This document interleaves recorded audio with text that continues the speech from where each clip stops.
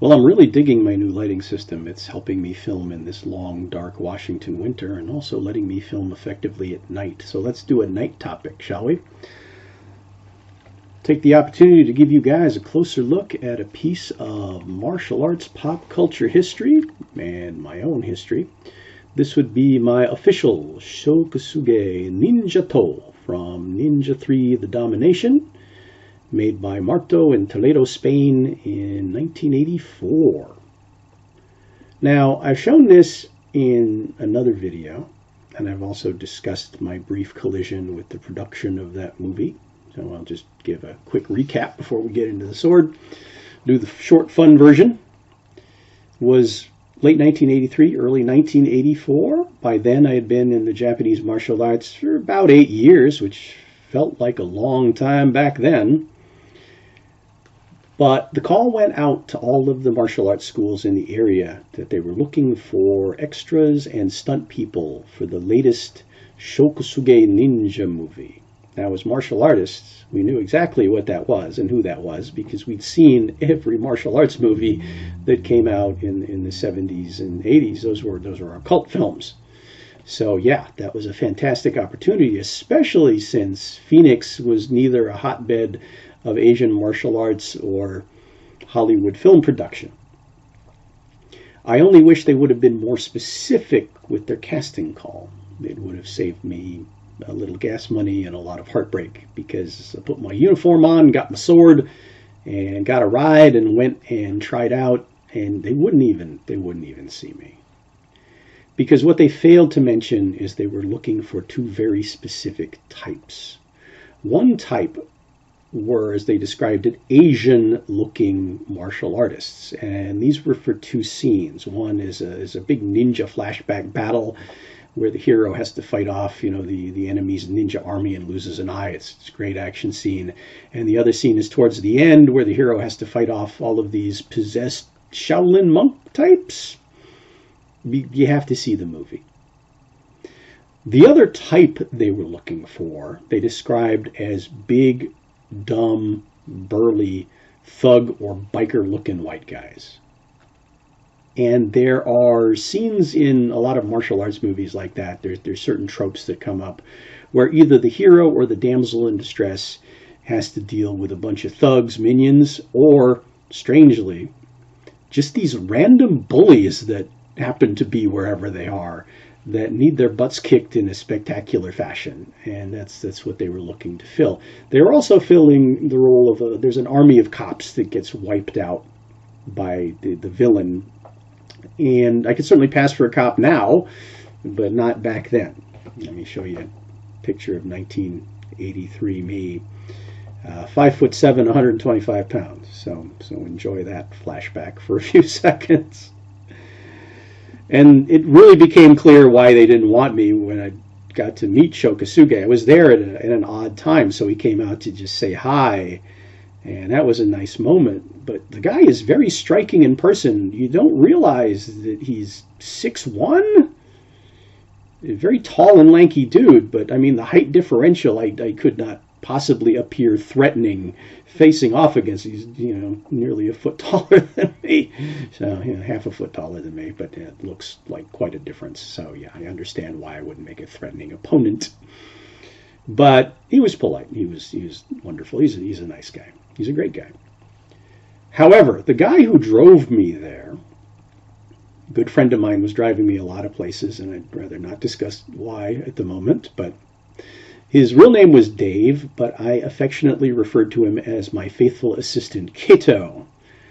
And he was 6'4", big dude, long hair, beard, Jason Momoa-looking guy.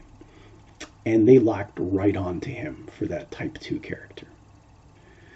But when he heard what the part was, he didn't want it. He wasn't there to try out anyway. He was just there, to give me a ride and check out the spectacle. But when he heard the offer and heard what the part was, he politely declined. And then we both went out for some consolation beers. However, the Aikido instructor I was working with at the time, let's say he could pass for Sho Kosugi's stunt double. He really looked like he belonged in a ninja movie in many ways. So they snapped him up for that big ninja battle scene, and he did the shoot, and he came back with it with what he called his war wounds. The swords are not sharp, but they're still pointy metal, and in the middle of the stunts, the passion of the moment, he got stabbed in the abdomen a couple times, just needed a couple of stitches, not deep. He wasn't upset about it or anything. He was actually quite proud of his battle scars.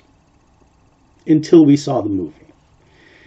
And he realized that the scene had been severely cut, so that those moments that he bled for were all on the cutting room floor. He was not even visible in the film. So then we went out for consolation beers again. But the movie was cool enough that it inspired me to pick this up when it was released as part of promotional material for the film. And this matches the villain's sword, the possessed sword. Now it's not possessed, it doesn't float, it doesn't glow, it doesn't take over people and make them kill. But this is the shape and design of the villain's sword in many ways. So let's take a look at what's original and what's not, what's good and what's terrible, and what's kind of surprising about it. Also gives you an insight into some of the Marto reproductions of the time. So starting at this end. The Tsuka itself is original. This is 9 inches long. It is plastic. It's 2 pieces of plastic over pretty much a full tang. Talk about that in a second. But it's cast to look like it has same. And Marto made some much better ones than this. This one is kind of, just kind of understated. And it was white, but it was kind of, I guess, antiqued, made to look dingy, so it wasn't quite so glaringly white. And I never liked the way it looked. And I tried a couple of different things and eventually settled on this, which is, it's a black lacquer that's been abraded to make those fake notes pop. And that's how I've kept it. Also, the Ito was this stuff. I don't know if this is the original Sageo or not, but this is what it was. A basic synthetic lace. And it was very badly done. It was very loose. The diamonds were terrible. There were gaps in it, and it slipped all over the place. So yeah, that had to go. I replaced that with this leather. And it's not pretty, and it's not really traditional, but it stays put. It's firm. It's grippy. It feels good. Functional. I really like leather Ito. Not the fake stuff. If I get one with the fake stuff, that's got to go. But I like the real stuff. I like the way it feels, and I like the way it works. Now, underneath this Tsuka is a square Nakago. It's not shaped like anything other than a big square of metal, so it doesn't have any taper to it like a real one. And one of the interesting things about it is the pinhole in it, the Makugi Ana. It's drilled way, way oversized. It's huge. And then it's filled with brass, and then when they fit it to the handle, they drilled through the brass to mount the single pin. And you'd think that would be weak, but it's held up really well. So, stunning. Anyway, the Kashira is just this blank die-cast cap. It's featureless, and what you're seeing now is the Ito is going through it in a traditional fashion. That's not how it was. It was just stuck on there and glued, and it would keep falling off because the Tsuka underneath it is actually much smaller, and there's not much in the way of glue that's going to keep die-cast onto plastic for very long. Now, the Tsuka is actually cut with that slot, that square slot at the end for Ito to go through a Kashira. So I just had to cut slots in this, run the Ito through it, and this leather Ito holds it on. There's some wiggle in it, because like I said, there's a lot of room in there, but that leather Ito holds it on really well. There were some really terrible plastic-looking Black Dragon Manuki that have long since disappeared. The original Fuchi matched the Kashira as just a featureless piece, and that failed, and I replaced it with the die-cast Fuchi from another Marto sword that became a part sword. There is a single Seppa here that I don't know if this is the original one or not. I've swapped these parts out a few times. And I did talk about this Suba in another video. This is kind of remarkable. While I've had to repaint a lot of other parts of this sword, not this. This is, I think, a mild steel.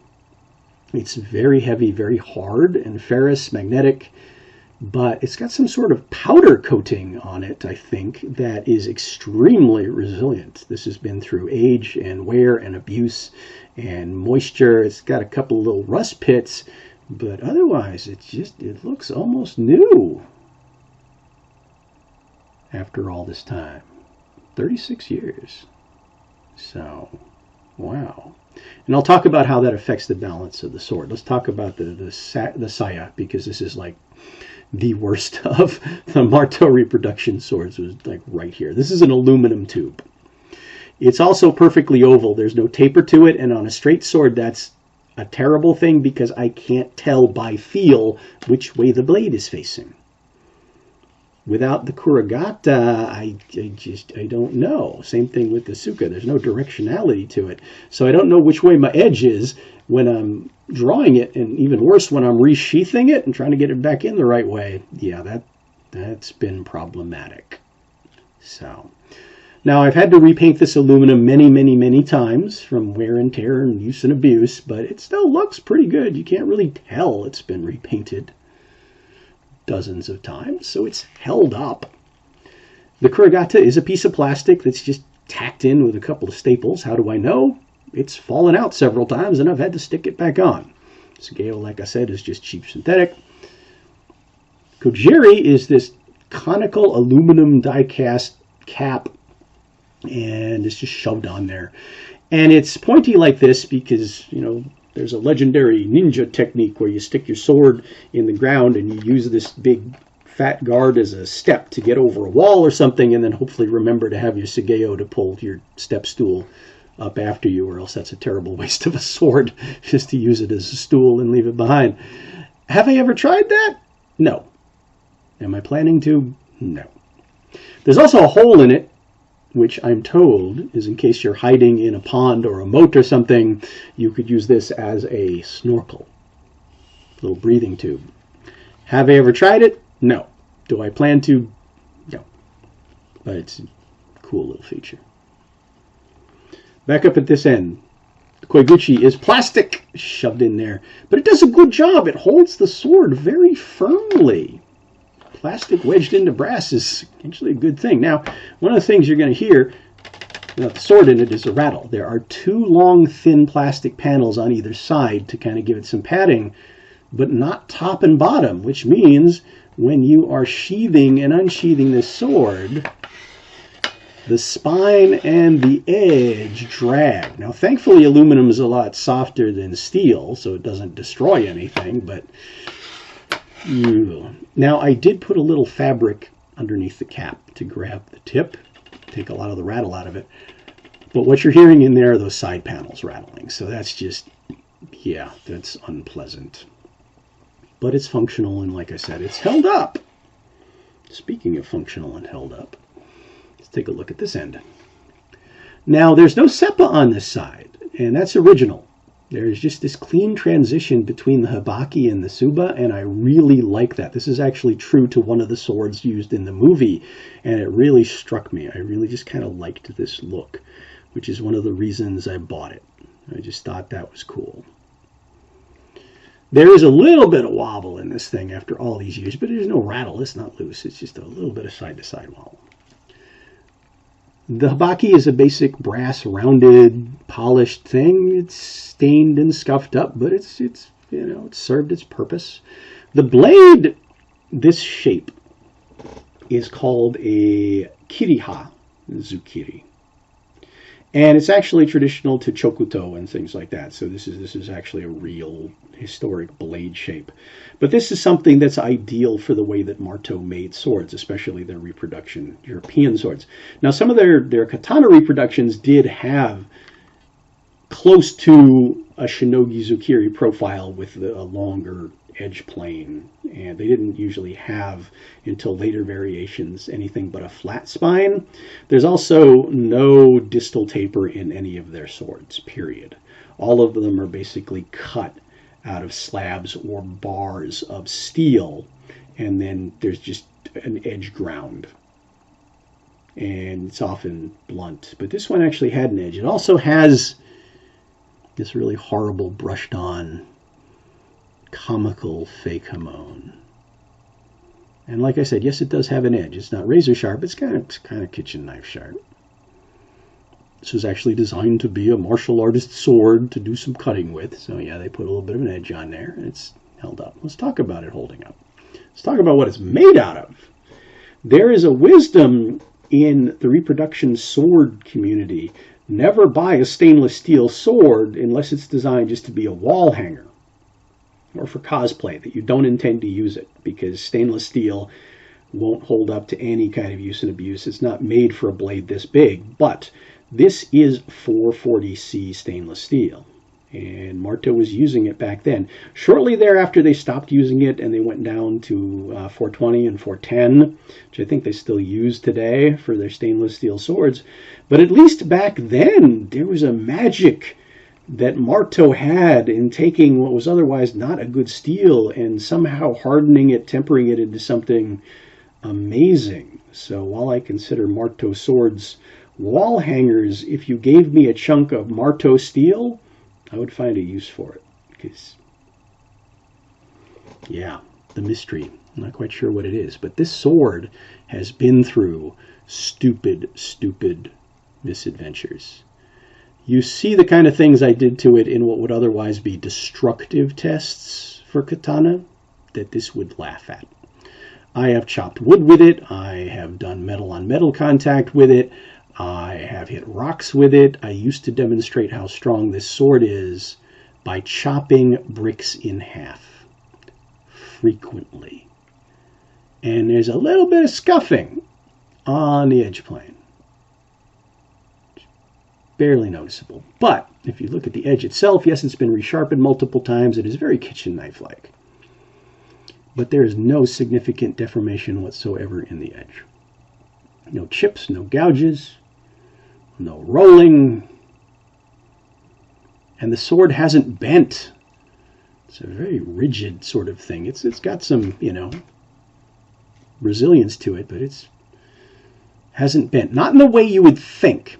After many years of doing those stupid jackass stunts with it, I did notice it started to actually deform and curve forward very slightly, just a couple of millimeters, enough that I noticed that it was starting to bend that way, not side to side. That's what this steel took. And it used to be 5 inches longer, but not for the reason you're probably thinking. The original length was 26 inches, and right now it's sitting at 21. And the reason why I chose to shorten it was not because it was starting to bend, but because it didn't feel right. And from other Ninjato I had seen from some of the local ninja schools and ninja practitioners, they favored something that was the size of a ko-katana or chisa katana. And like I said, no distal taper and not a lot of profile taper. This thing was just, it felt like a big old chunk of rebar.